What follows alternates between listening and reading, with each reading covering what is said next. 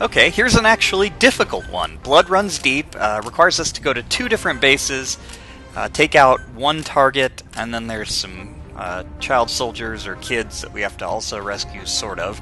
So I'm going to bring D-Horse, and I'm going to bring a Jeep.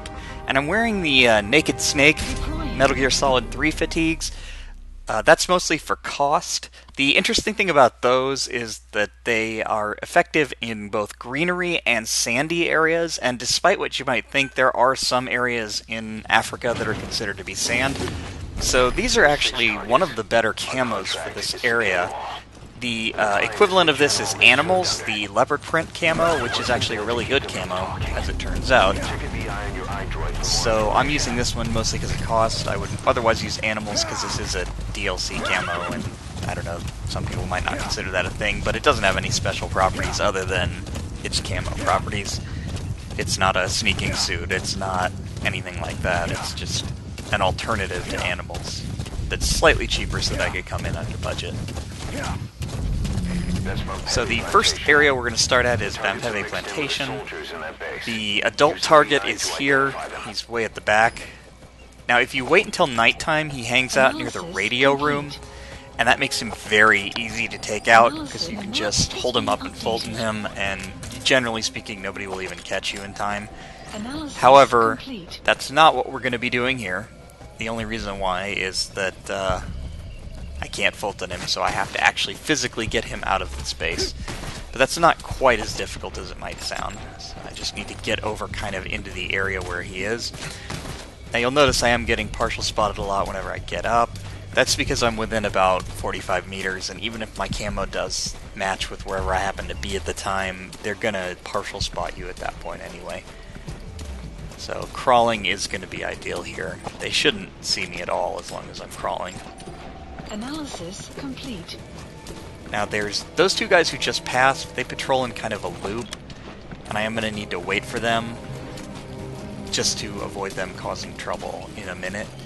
However, I'm going to need to wait anyway, and I'll show why in just a moment. But until then, let's hold this guy up. Now, for whatever reason, sometimes in this mission, the game thinks you don't have an interpreter or something, and won't let you interrogate guys. I don't know why that is, but I was occasionally getting that problem where I couldn't do the hold-up options to get down or anything like that. So I'll just carry him out of the way and throw him in this dumpster over here, because this is the rough area where I need to be. I'm going to lie down here, and I'm going to speed things up because I just want to show. There's an armored vehicle that comes in here, and if somebody is knocked out and an armored vehicle sees it, they will honk their horn and wake them up, and that'll cause a caution, and we don't want that. Plus those 2 guys that are patrolling, as I said, they're coming back, and I want them to be within 40 meters when I use the level 3 stun arm here to knock out everybody in this back part of the camp. So they're approaching, I'm going to go ahead and charge up. As soon as I know they're both going to get knocked out, do that. Now, that didn't get everyone. There's some people over there that were outside of the range, that sort of thing. So what I need to do is just really quickly come over here and grab the target. He's the guy in the black beret, wearing the white shirt. He's very easy to find. And I don't need to worry about these other guys being spotted or woken up or waking up on their own, because if they cause a caution from waking up, it will only extend to their own base, because it's not considered an attack or a number of other things that would get it sent out to other bases, and we're going to be out of this base and over to another one anyway for the rest of the mission. So they can wake up and panic all they like over here. We're not going to stay. Now I'm going to speed us up a bunch here, as I have to get first the target onto D-Horse. Then I need to ride D-Horse back to where I parked the Jeep at the start of the mission. Then I need to drive the Jeep with the target in it all the way to an area near Kungenga Mine, which is the second location where the kids are. That's quite a ways away. You could mail yourself there, however, I'm going to need the Jeep anyway to land extract, and I found that this was actually a little easier. Not that it's that difficult to mail yourself, or that difficult to get around the mine once you've actually gotten to the mailing point. It's relatively underguarded, but even so. So this looks like a good spot. It's just off the road, so it shouldn't be noticed by any armored vehicles that pass by. And I'll just park him there and leave him there, because he will not wake up while he's in a Jeep. There we go. Now we're at the mine. The mine is a very wide open area. It's kind of unique compared to other areas in the game, simply because it's kind of a big open hole. I don't know what that guy thinks he heard. I think he thinks that there was a trank sound hitting on the other side of the fence, so he was running over there to go around the fence or something. Good news is, even though we're messing around with him, no one's ever really this close to the gate. There's one other guy who gets even kind of close, and he's clearly out on patrol somewhere else right now. During the day, there's a lot of guys just kind of like going in long loops or standing on the edge of the mine shaft area, just kind of looking out. That can be inconvenient, but at the same time it means that everybody's spread out quite a bit. So as long as they're not seeing each other or seeing you, then you're in pretty good shape here. I am still, however, going to take this slow, stay crouched to avoid just the chance of someone spotting me from a long distance. Analysis and I'm going to mark everyone that I can. I know where most of these guys are. Like, there's a guy back here who sits at a defensive sandbag, and he never moves, so really he's irrelevant. But I want to have as many marks as I can, just in case somebody starts moving, so that I know what's going on. And we're going to crawl because of the helicopter. I don't want to even give the helicopter a chance to spot me, so I'm crawling anywhere that I think I might get partial spotted, because I don't want the inconvenience of that right now. I'm going to knock these two guys out. As long as I'm quick, no one ever comes up there except those two guys themselves. Now, they will turn around and look at each other eventually, but... So there was a guy down there. He patrols kind of a long, wide loop. There were other guys that I'm looking at really don't move at all. So there's 3 guys in front of the mine. There's a guy kind of looking out over the mine pit. As long as I don't get into that area, he should never really be an issue. He's just going to stand there all day. And those 2 guys that are patrolling, they come down into the pit, they come back up the other side, but they stay on pretty much that far side. The biggest risk is when they get somewhat close to the mine entrance, but they probably won't get close enough that it matters. I don't know why I'm even bothering to ask this guy tag people for me, because he's nowhere near anyone who can be tagged, and I've tagged pretty much everybody else. Again, don't stand up at this point. If you stand up, you're within about 75 meters of the guy across the way. He could see you then.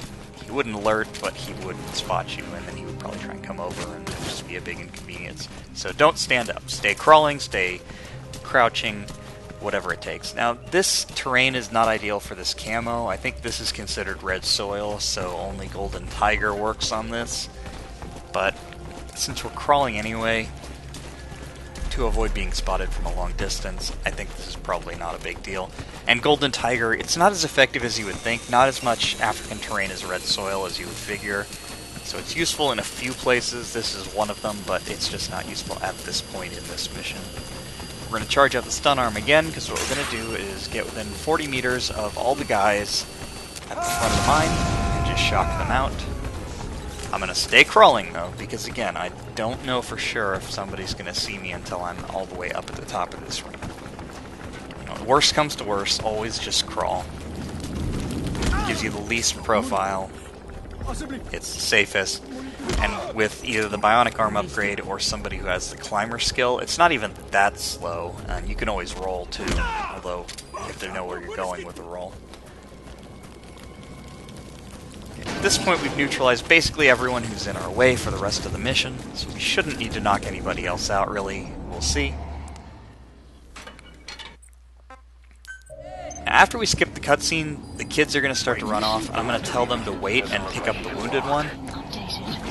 Here's the interesting thing about this mission. Those 4 kids, the mobile kids, the ones that can walk, they are optional. They're also blocking my way, so I'm going to throw their friend at them. Anyway, you can ignore those 4 kids as long as they don't get killed. If anything kills them, you will fail. However, if they stay here waiting in the mine, no one should ever discover that they're missing, at least not by the time we leave. The only targets that are mandatory for extraction are the wounded kid and the male target. which you can also kill the male target, and that technically counts, so you only need to technically exfiltrate one kid. The other 4 kids do give bonus points, but you don't need them for an S rank, and there's no consequences whatsoever for abandoning them, so rather than try to escort them through an area that's full of enemies to a helicopter spot that we would have to call in, I'm just going to do a land exfiltration with the 2 targets that we actually have to leave with, which means I need to get back to the Jeep. I don't know why I was going to put the kid down and hold that guy up. Instead, I threw the kid over the sandbags. He's fine. CQC does do damage to people, and it can kill them, but the number of times that you have to actually like kick somebody or something for them to die from CQC is so high that you should never encounter it unless you're doing it on purpose. I went under the little tarp thing there just to make sure that the helicopter would not see me, because I have to either put the kid down and lie down to avoid being spotted, or I need to have something out of the line of sight. Now see there, he did see me diving, but it shouldn't be an issue. This is the guy that I mentioned earlier that patrols close to the gate. He was the only other person that might potentially get in our way, and he did just happen to be on his way back, but I knocked him out. I could probably have just done that while carrying the kid, honestly. At this point, I'm feeling confident enough that I can dash. They won't hear you if you're too far away from them. I will grab D-Horse and put the kid on there. I don't know why I didn't just get on D-Horse at this point. Instead, I run for a little bit and then whistle summon D-Horse as I'm running. But either way, we are now pretty safely clear.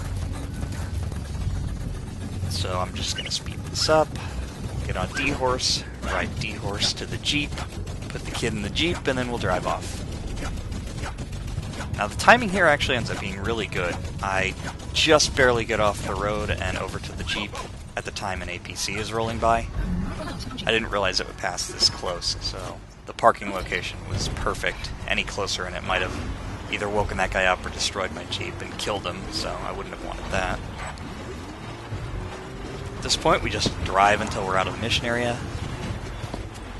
I don't know why I did that. I was trying to put on Noctiscion and just jumped out of the Jeep instead because the activator for that is the same. I think that only works on D-Horse. There's a lot of things you can't do while you're driving a car.